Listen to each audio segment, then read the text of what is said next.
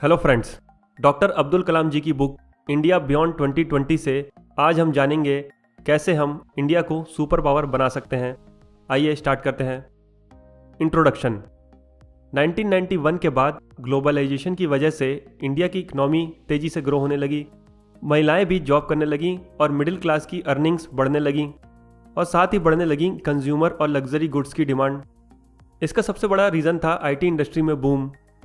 America की companies low cost labour के चलते इंडिया की कंपनीज को काम आउटसोर्स करने लगीं। इसका फ़ायदा कई एंटरप्रेन्योर्स ने उठाया।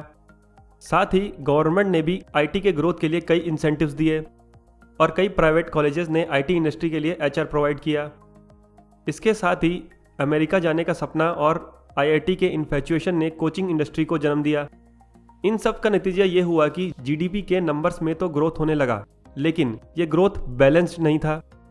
कोई भी कंट्री एक सेक्टर के बल पे सुपर पावर नहीं बन सकती। किसी भी कंट्री का फ्लो चार्ट कुछ इस तरह होना चाहिए: agriculture, manufacturing and mining, services. पहले ज़्यादातर पॉपुलेशन एग्रीकल्चर में कार्यरत होती है, फिर टेक्नोलॉजी के आ जाने से लोग जॉब्स के लिए मैन्युफैक्चरिंग सेक्टर में शिफ्ट हो जाते हैं। फिर एजुकेशन लेवल के अच्छे होने और कंट्री के मैन्युफैक्चरिंग सेक्टर को सपोर्ट करने के लिए सर्विस सेक्टर का डेवलपमेंट होता है और फिर सर्विस सेक्टर जॉब्स क्रिएट करता है। इंडिया में आईटी बूम की वजह से एग्रीकल्चर के बाद डायरेक्टली सर्विस सेक्टर में ग्रोथ होने लगा। इंडिया के पॉलिटिशियंस और प्लानर्स इस ग्रोथ से इतने सेटिस्फाइड थे कि उन्होंने मैन्युफैक्चरिंग सेक्टर में ज़्यादा ध्यान नहीं दिया और इसी वजह से आज जॉब्स की एक बड़ी समस्या हो गई है। इंडिया में hardware manufacturing, electronics manufacturing, mining और स्ट्रेटेजिक सेक्टर्स में ज़्यादा ध्यान नहीं दिया गया। वहीं चाइना आज इन क्षेत्रों में लीडर बन चुका है। इंडिया को सुपर पावर बनाने के लिए हर सेक्टर का डेवलपमेंट जरूरी है। आइए एक एक करके हर सेक्टर के डेवलपमेंट की स्ट्रेटेजीज को डिस्कस करते हैं। पहला, मैन्युफैक्चरिंग। मैन्युफैक्चरिंग किसी भी कंट्री का बैकबोन होता है। मैन्युफैक्चरिंग सेक्टर एनर्जी, ट्रांसपोर्ट और रॉ मटेरियल से जुड़ा होता है। इसीलिए मैन्युफैक्चरिंग सेक्टर के ग्रोथ से सेमी स्किल्ड, स्किल्ड और प्रोफेशनल, इन तीनों लेवल्स में जॉब क्रिएशन होता है।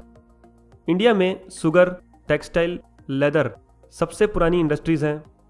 लिबरलाइजेशन के बाद ऑटोमोबाइल मैन्युफैक्चरिंग का भी ग्रोथ अच्छा हुआ, जिसका कारण था कार्स की डिमांड और एक्सपोर्ट की अपॉर्चुनिटीज़। लेकिन इंडिया हार्डवेयर और इलेक्ट्रॉनिक मैन्युफैक्चरिंग के क्षेत्र में पीछे रह गया। इंडस्ट्रीज लगाने के लिए बहुत सारे मशीन टूल्स चाहिए होते हैं, इन्हें ही हार्डवेयर कहा जाता है। इंडिया में जितनी भी इंडस्ट्रीज लिबरलाइजेशन के बाद लगीं, उनमें ज़्यादातर हार्डवेयर इम्पोर्टेड था। दिल्ली मेट्रो के ज़्यादातर कोचेस भी इम्पोर्ट किए गए थे।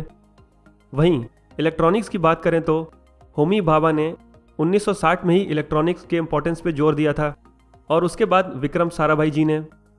इसी के चलते 1970 में डिपार्टमेंट ऑफ इलेक्ट्रॉनिक्स का गठन हुआ था। लेकिन ना तो इंडिया में इलेक्ट्रॉनिक्स मैन्युफैक्चरिंग की फैसिलिटीज सेटअप की गई और ना तो फॉरेन कंपनीज को अट्रैक्ट करने की कोशिश की गई, जिसका नतीजा ये हुआ कि चाइना और ताइवान आज इलेक्ट्रॉनिक्स में वर्ल्ड लीडर हैं। अगर हम अगले 10 साल इस पर जोर दें तो इंडिया भी इस क्षेत्र में वर्ल्ड लीडर बन सकता है। हार्डवेयर और इलेक्ट्रॉनिक्स मैन्युफैक्चरिंग को बढ़ाने के लिए एमएसएमई सेक्टर पर जोर देना होगा। साथ ही simplified tax structure, easy land acquisition और credit support for startup and MSME की ज़रूरत है। इंजीनियरिंग कॉलेजेस को भी एक ही सिलेबस पढ़ाने के बजाय इंडस्ट्री स्पेसिफिक डिमांड के हिसाब से लोगों को स्किल प्रोवाइड करना होगा और एचआर सप्लाई करना होगा। इंडियंस को लो लेवल आईटी जॉब्स में अमेरिका जाने के सपने से निकलकर मैन्युफैक्चरिंग सेक्टर में एंटरप्रेन्योर बनने के लिए सोचना होगा। Next, mining sector. माइनिंग की बात जब भी आती है, आपके दिमाग में क्या आता है? एक गुफा जिसमें मजदूर कड़ी मेहनत कर रहे हैं। माइनिंग की इतनी बुरी इमेज इसलिए है क्योंकि हमने माइनिंग सेक्टर को सही तरह से डेवलप ही नहीं किया। जनरली माइनिंग का रिवेन्यू स्टेट गवर्नमेंट्स के पास जाता है, लेकिन स्टेट गवर्नमेंट इस रिवेन्यू को माइनिंग सेक्टर के डेवलपमेंट में नहीं लगाते। एनवायरमेंटल डैमेज, करप्शन, लो टेक्नोलॉजी और मोनोपोली, इन सब की वजह से माइनिंग सेक्टर पिछड़ता जा रहा है। माइनिंग सेक्टर के डेवलपमेंट के लिए सबसे पहले स्पेस टेक्नोलॉजी या ग्राउंड सर्वे से माइनिंग के सारे रिसोर्स की मैपिंग होनी चाहिए।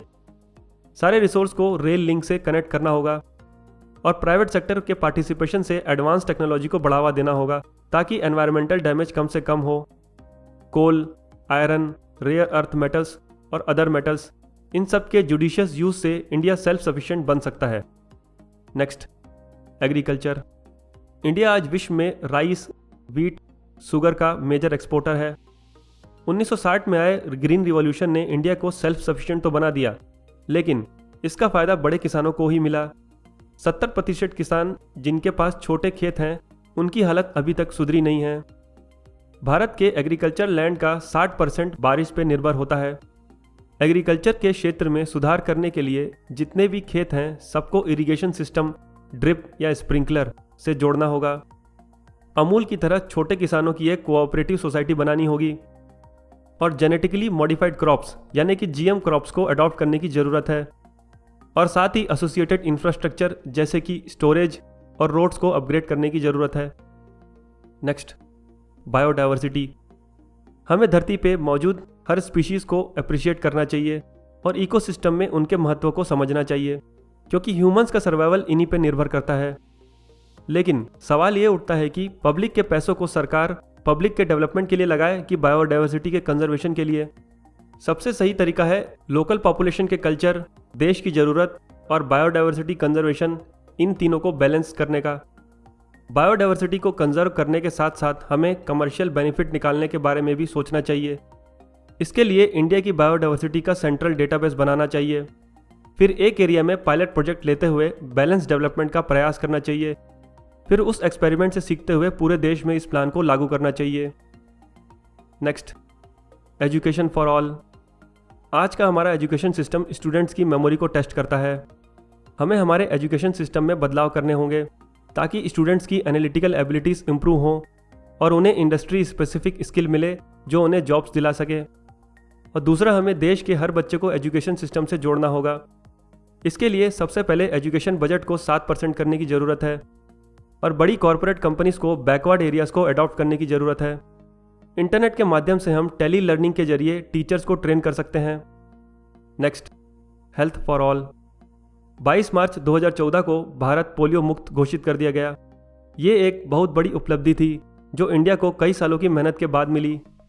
इंडिया के हेल्थ केयर सिस्टम की बात करें तो सबसे पहले आते हैं प्राइमरी हेल्थ केयर सेंटर, जो कि स्टेट गवर्नमेंट के कंट्रोल में होते हैं। फिर पीएसयू और सेंट्रल गवर्नमेंट के हॉस्पिटल्स जैसे कि एम्स और private speciality hospitals. Primary health care centres और सेंट्रल गवर्नमेंट हॉस्पिटल्स हमेशा क्राउडेड होते हैं, क्योंकि ज़्यादातर गरीब लोगों के लिए यही एक ऑप्शन होता है। हेल्थ केयर के बर्डन को कम करने के लिए हमें न्यूट्रिशन, सैनिटेशन और वैक्सीनेशन में ध्यान देना होगा। साथ ही टेक्नोलॉजी का यूज़ करके रिमोट डायग्नोसिस की शुरुआत करनी होगी। उत्तराखंड में एक ऐसा ही एक्सपेरिमेंट हुआ था जिसमें एक mobile diagnostic van remote area में लोगों के चेकअप के लिए जाती है और वीडियो कैम यूज़ करके हॉस्पिटल में बैठे डॉक्टर उन्हें चेक करके उन्हें दवाई प्रिस्क्राइब कर देते हैं और वो दवाई उन्हें उस वैन से ही मिल जाती है। ऐसे ही कई डायग्नोस्टिक वैन और वीडियो कैम के जरिए लोगों की हेल्थ मॉनिटरिंग करने की ज़रूरत है ताकि बीमारियों का अर्ली प्रिवेंशन किया जा सके और हेल्थ केयर में बर्डन ना बढ़े। Next, strategic sector. इंडिया को सुपर पावर बनाने के लिए स्ट्रैटेजिक सेक्टर में आत्मनिर्भर होना जरूरी है। स्ट्रैटेजिक सेक्टर जैसे defence, communication, cyber security, internal security. आज भी भारत डिफेंस इक्विपमेंट्स के लिए इंपोर्ट पर निर्भर है। इंडिजीनियस प्रोडक्शन के लिए डिफेंस प्रोडक्शन प्राइवेट सेक्टर के लिए खोलना होगा। इंजीनियरिंग कॉलेज को डिफेंस मैन्युफैक्चरिंग के लिए स्पेशलाइज्ड ट्रेनिंग देनी होगी। हमारे स्ट्रेटेजिक एरियाज़ हैं लैंड बाउंड्रीज, कोस्टल बेल्ट और ट्रेड सी रूट। इनमें से किसी एक एरिया में पहले फोकस करके डिसाइड करना होगा कि हमें कैसे इक्विपमेंट्स बनाने होंगे। फिर गवर्नमेंट सेक्टर, प्राइवेट सेक्टर और इंजीनियरिंग कॉलेज सबको मिल के उन पे फोकस करके काम करना होगा। हमारा लक्ष्य अगले 10 सालों में सेल्फ सफिशिएंट बनने का होना चाहिए। Strong leadership, motivated population, enabling bureaucracy और वाइब्रेंट कॉर्पोरेट सेक्टर, इन सब के कंबाइंड एक्शन से इंडिया एक दिन सुपर पावर बन सकता है। ये सारी बातें हमने डिस्कस की अब्दुल कलाम जी की बुक इंडिया बियॉन्ड 2020 से। वीडियो अच्छा लगा हो तो लाइक कीजिए और ऐसी ही बुक समरीज के लिए चैनल को सब्सक्राइब कीजिए। धन्यवाद।